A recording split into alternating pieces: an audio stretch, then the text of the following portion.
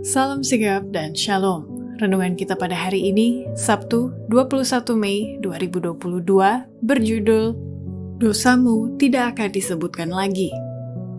Ayat intinya terdapat di dalam Yehezkiel 18 ayat 22. Segala durhaka yang dibuatnya tidak akan diingat-ingat lagi terhadap dia. Ia akan hidup karena kebenaran yang dilakukannya. Pena Inspirasi menuliskan yang dimaksud dengan judul renungan kita pagi ini, dosamu tidak akan disebutkan lagi, dan makanya kita perlu mencari Tuhan, dan segala yang tidak berkenan baginya, jauhilah hal-hal ini. Ikuti kebenaran agar kita dapat merasakan kasih Allah yang tiada bandingnya itu adalah sebagai berikut.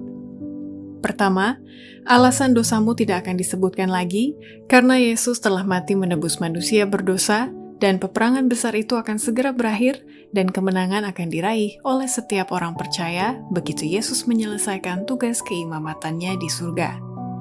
Marilah kita memandang dengan iman akan kebahagiaan yang akan datang itu, sebagaimana yang digambarkan oleh tangan Allah.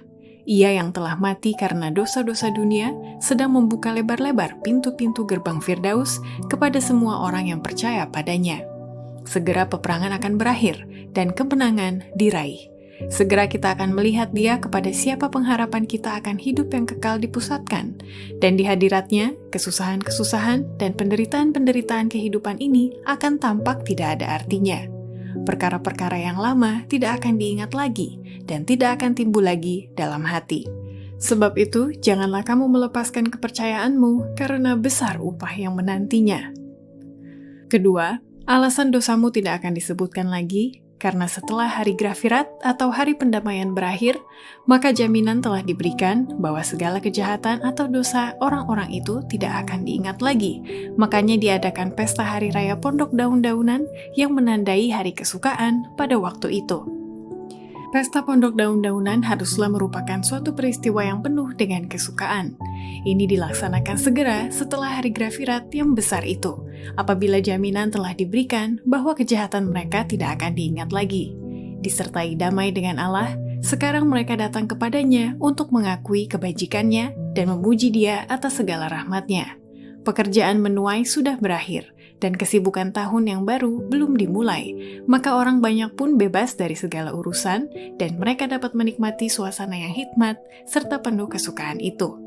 Sekalipun hanya bapak-bapak dan anak-anak lelaki saja yang diperintahkan untuk menghadiri pesta-pesta itu, namun demikian, sedapat-dapatnya seluruh anggota keluarga harus menghadirinya, dan atas keramah tamahan mereka, hamba-hamba, orang Lewi, orang asing, dan orang miskin disambut.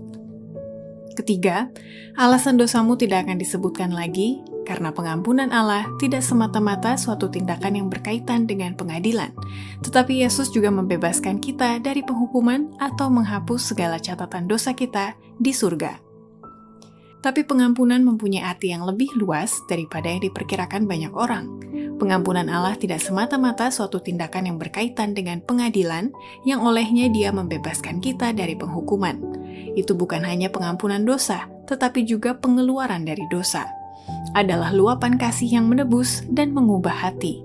Daud mempunyai konsepsi yang benar tentang pengampunan ketika ia berdoa, "Jadikanlah hatiku tahir ya Allah, dan perbaruilah batinku dengan roh yang teguh." Mazmur 51 ayat 1.